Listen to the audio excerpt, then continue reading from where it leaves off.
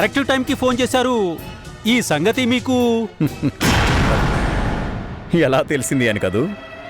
20 ఏళ్ల నుంచి కాపురం పేరుతో గుండెల మీద కుంపట్ని భరిస్తున్నవాణ్ణి. ఈ మాత్రం ఊహించలేకపోతే నా బ్రతుకే వేస్ట్. ఠీకే సాబ్. సేట్, ఏమైంది? మాఫ్ కర్నా మేడం, మీకు నేను అప్పు ఇవ్వలేను. సేట్, ఏమంటున్నారు? 10 లక్షలు ఇస్తానని ఇందాకే కదా అన్నారు. అన్నాను, మీ భర్తగారి ఫోన్ రాకముందు.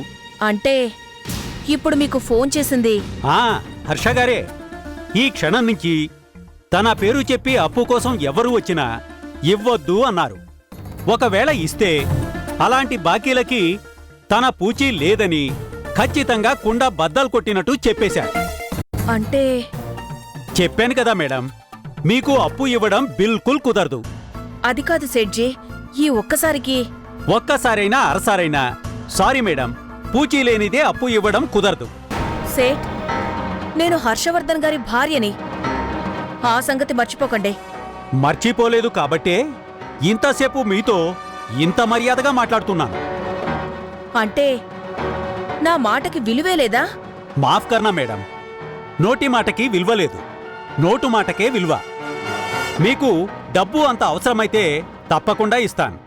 నోటు రాసి ఏదైనా ప్రాపర్టీ కుదువ పెడితే. పెట్టకపోతే ఇవ్వను. కర్మ, ఇవాళ లేస్తూ ఎవరు మొహం చూశానో అన్నీ అవమానాలే. ఛ! ఇల్లు, పొలం, స్థలం, బంగారం తాకట్టు పెట్టుకుని అప్పులు ఇచ్చే దందా నాది. డబ్బు జరూరైతే 10 లక్షలకి ఏదైనా తాకట్టు పెట్టండి, మహారాణిలాగా అప్పు తీసుకెళ్ళండి.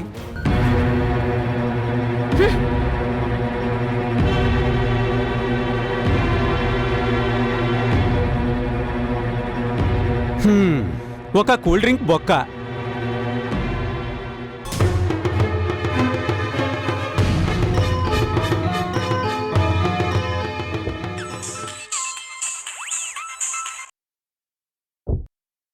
మమ్మీ, ఎక్కడున్నా?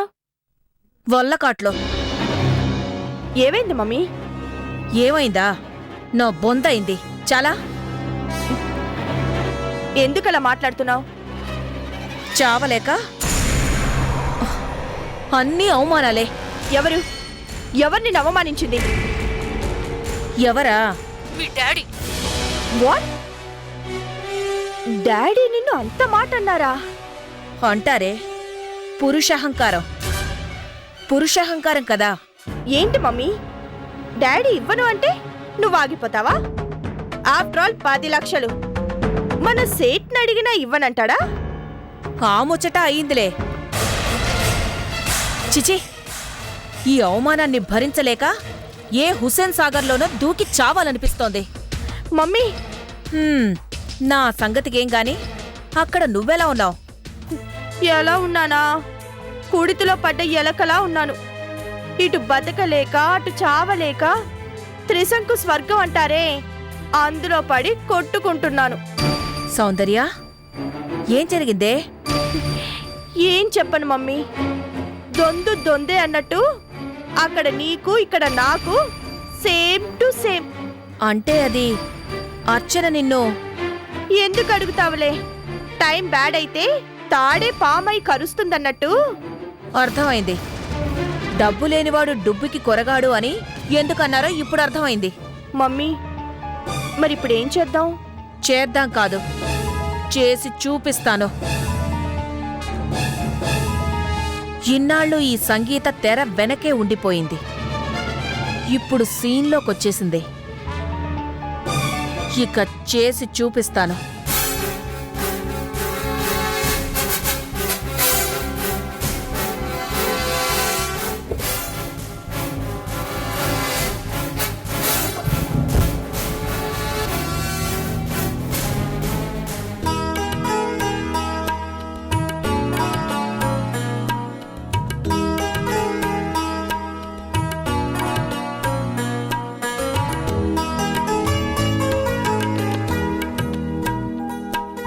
తినమ్మా.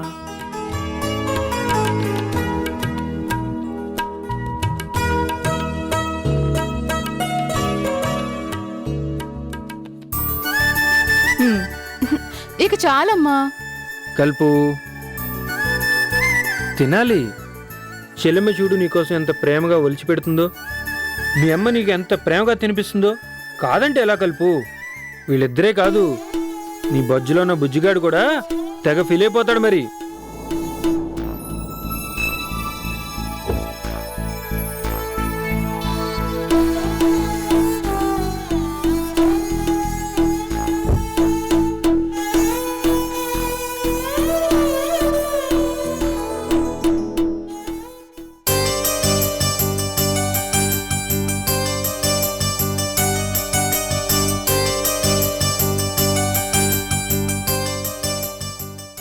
రండి వదిన గారు, రండి. అత్తయ్య, అమ్మా రామారా. ఆహా, ఏం టైంలో వచ్చాను. వదిన ఒలిచి పెట్టడం, అమ్మ తినిపించడం, ఇక మావాడు సరే సరి. కోడలి పిల్ల, అదృష్టం అంటే నీదే మరి. మీరెలా ఉన్నారు అత్తయ్య? నాకేమ్మా, దివ్యంగా ఉన్నాను. నీ ఆరోగ్యం ఎలా ఉంది? బానే ఉంది అత్తయ్య. మీరు కూర్చోండి, నేను కాఫీ తీసుకొస్తాను.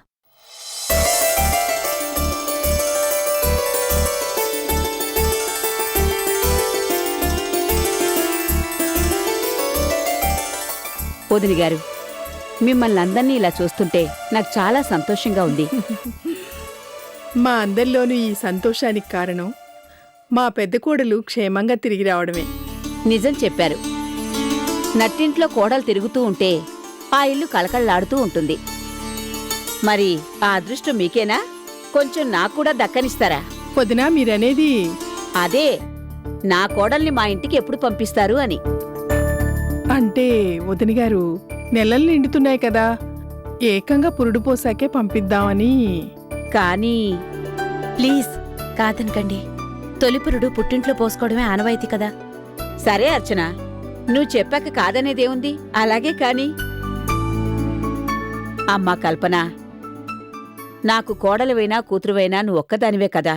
అందుకే నీకోసం ఈ నెక్లెస్ తీసుకొచ్చాను.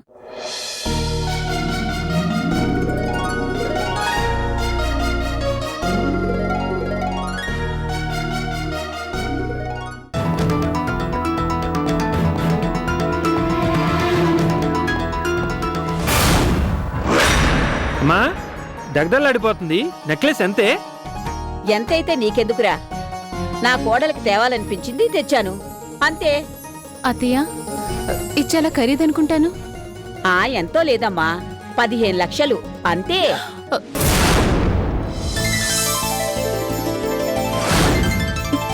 అత్తయ్య, నా కోసం ఇంత ఖర్చు పెట్టి? పిచ్చిదానా, దీన్ని నువ్వు 10 కాలాల పాటు నీ మెళ్ళో వేసుకుంటే అచ్చట ముచ్చట. వదిన గారు, మీలాంటి అత్తగారు దొరకడం నిజంగా మా కల్పన అదృష్టం. కాదమ్మా, కల్పన లాంటి కోడలు రావడం నాది అదృష్టం.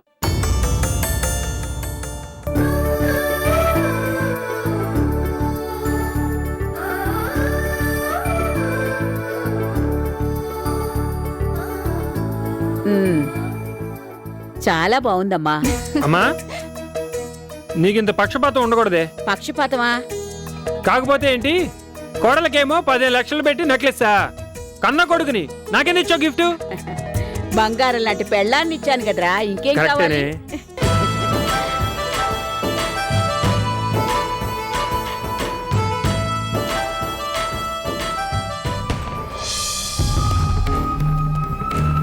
ఓయప్పో, ఏం నవ్వుకొని మురిసిపోతున్నారో?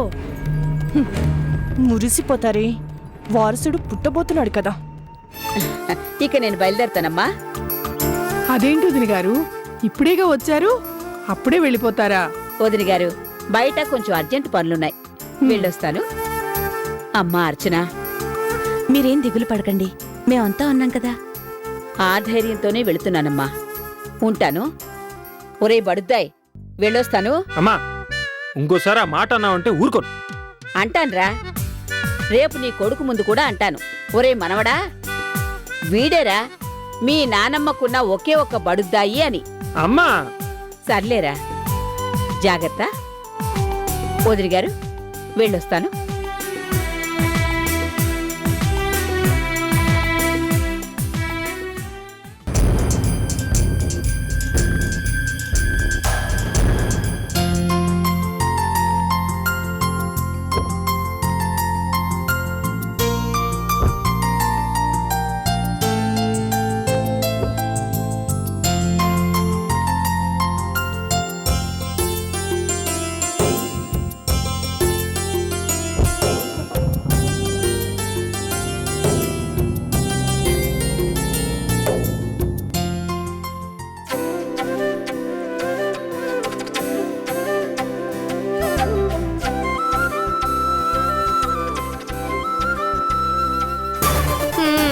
నెక్లెస్ గిల్ట్ దానిలాగా ఉంది, 15 లక్షలంట.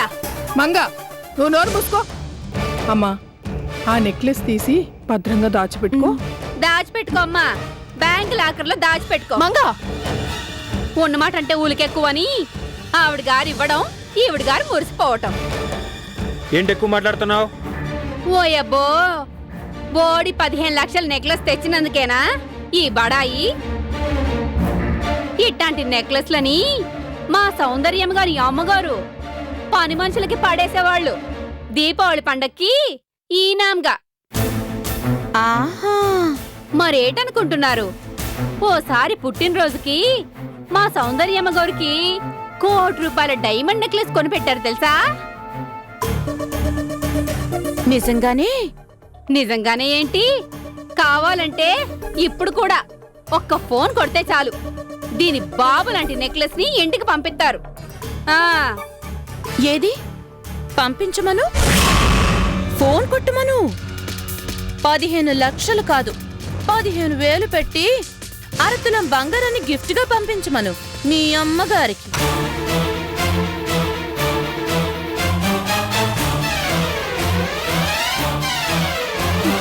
ఏ మాట పడిపోయిందే? అమ్మగారు ఓ ఫోన్ కొట్టండి అమ్మా. ఏంటే కొట్టేది? మీ అమ్మగారే మాట్లాడటం లేదు, చార్లో కరివేపాకు లాంటి దానివి, మధ్యలో నీకేంటే? అమ్మగారు నా మాటకి జవాబు చెప్పకుండా వెళ్ళిపోయిందేంటి? ఏంటి దాని అర్థం? మంగా నీ మాటకి జవాబు ఆ చూపులోనే కనిపించింది. ఏమనో తెలుసా? ఇలాంటి ఎక్స్ట్రాలు చేస్తే నీ చేతిని కట్టుపుల్లలా విరిచేయమంది. విరిచేయనా? వద్దమ్మా వద్దమ్మా వద్దు.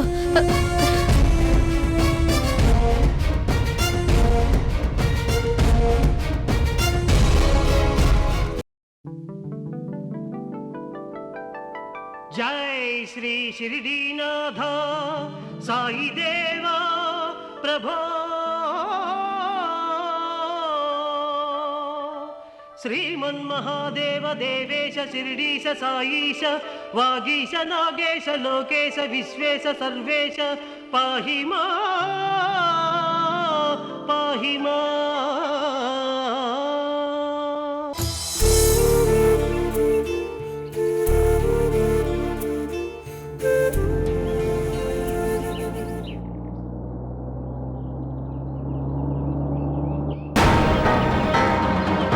డ్రైవర్ కారాపు.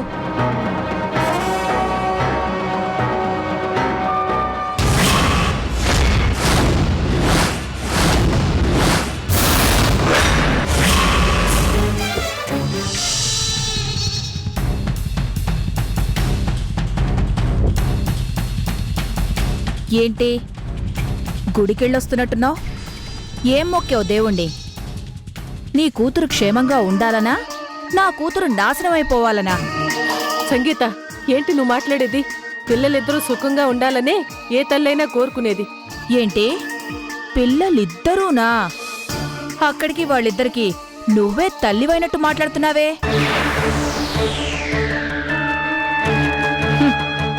నీ రేంజేంటి, నా రేంజేంటి? నీ కూతురు లెవెలేంటి, నా కూతురు లెవెలేంటి? రేంజు లెవెలు ఏదైనా పిల్లలెప్పుడు పిల్లలే. కాదు, నీ కూతురు ఏనాటికి నా కూతురి కాలిగోటికి కూడా సరిపోదు. తప్పుగా మాట్లాడుతున్నావు సంగీత. పెద్దవాళ్లుగా మనం చేయవలసింది పిల్లల సఖ్యతను కోరుకోవడమే, వాళ్లలో ద్వేషాన్ని ఎగదోసి శత్రుత్వాన్ని పెంచడం కాదు. నోర్మొయ్. ఆఫ్టర్ ఆల్ నువ్వు నాకే నీతులు చెప్పేంత గొప్పదానివైపోయావా? నేను గొప్పదాన్నని ఎప్పుడూ చెప్పుకోలేదు, అలా ఎప్పుడూ ప్రవర్తించలేదు కూడా. చాలే ఆపు. కట్టిపెట్టవే నీ నంగనాచి కబుర్లు. నువ్వు కూబివే, పైకి సాదాసీదాగా కనిపిస్తూనే ఎదుటి వాళ్ళని ఎటకారం చేసే రకానివే. నీ పోలికే నీ కూతురికి వచ్చింది. అందుకే చావు తప్పి కన్ను లొట్టపోయినట్టు ఏ మూలో సుడి బాగుండి బతికొచ్చింది. కృష్ణ రామ అనుకుంటూ ఓ మూల పడుండక శపథాలు చేసిందటగా మంగమ్మ శపథాలు. నా కూతుర్ని ఎలాగైనా మార్చి తీరతానని చెప్పిందటగా. లేదు సంగీత, అర్చనకి అలాంటి ఉద్దేశమే లేదు. బుకాయించకు. నిజంగా అర్చనకి అలాంటి ఉద్దేశమే లేకపోతే పని కట్టుకుని మా ఇంటికి ఎందుకు వస్తుంది? మాయ మాటలు చెప్పి నాకు మా ఆయనకి మధ్య ఎందుకు గొడవలు సృష్టిస్తుంది? ఓ పెద్ద ప్రేమ కారిపోతున్నట్టు కావాలనే సౌందర్యని వెంట పెట్టుకుని ఎందుకు ఆ ఇంటికి తీసుకెళ్తుంది? అడుగడుగున సాధిస్తూ రంపపు కోతకి ఎందుకు గురి చేస్తుంది? మాట్లాడవే. అర్చన ఏం చేసినా ఎదుటి వాళ్ళు మంచి కోసమే చేస్తుంది. ఓయబ్బో, మంచి ఎవడికి తెలీదు నీ మంచి గురించి, నీ కూతురు మంచి గురించి. ఇదిగో రాధా, నీ కూతుర్ని ఒక్క మాట గుర్తుంచుకోమని చెప్పు. ఆ రోజు నువ్వు మా ఇంటికొచ్చి మా కాళ్ల మీద పడ్డంత పని చేసి నా కూతురు జోలికి రాకండి అని కన్నీళ్లు పెట్టుకున్నావే, అందుకే నీ కూతురు తెగ రెచ్చిపోతున్నా నేను నా కూతురు మిమ్మల్ని ఇంకా ఏమీ చేయకుండా ఊరుకుంది. మా గనక మండిందనుకో నీ కూతురు బగ్గున కాలి మంటల్లో మసైపోతుంది. చాలు సంగీత, ప్రశాంతంగా ఉంటుంది కదా అని గుడికొచ్చాను. కానీ ఇక్కడ కూడా నువ్వు. ఇక్కడే కాదు, ఎక్కడైనా సరే నీ కూతురు ఇలాగే నా కూతురికి అడ్డుపడుతూ పోతే ఏదో రోజు దాని ఓపిక నశిస్తుంది, అగ్నిపర్వతంలా బళ్ళున బద్దలవుతుంది. భగభగలాడే మంటల్లో అర్చన మాత్రమే కాదు, నువ్వు నీ మొగుడు మొత్తం అందరూ మిడతల్లా కాలిపోతారు. గుర్తుంచుకోమని నీ కూతుర్ని. పునర్జన్మ అనేది ఒకే ఒక్కసారి వస్తుంది, మళ్ళీ మళ్ళీ రాదు. నా కూతురు రానివ్వదు.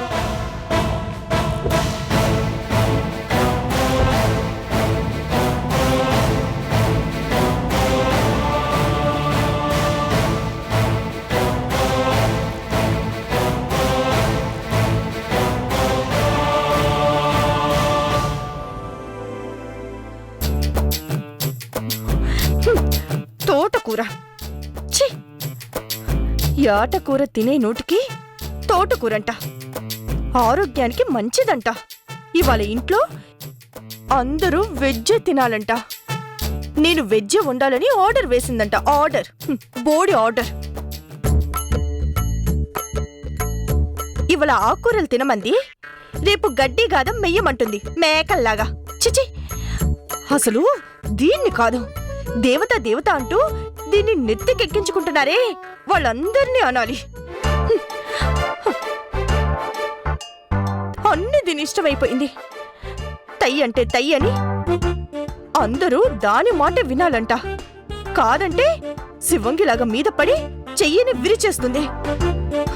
వాళ్ళందరూ ఒక పార్టీ, నేనొక్కదాన్ని ఒక పార్టీ. కర్మ, అంతా నా కర్మ. సౌందర్యమ్మా, ఎందుకమ్మా అలా బాధపడతారు? మీకు తోడుగా నేనున్నాను కదా. ఉన్నావు, కానీ ఏం లాభం? కర్రీ చేస్తాను, పొడి చేస్తాను అంటూ ఓ ఊపుకుంటూ దిగావు. ఏం చేసావు? దాని చేతిలో తన్నులు తినడం తప్ప.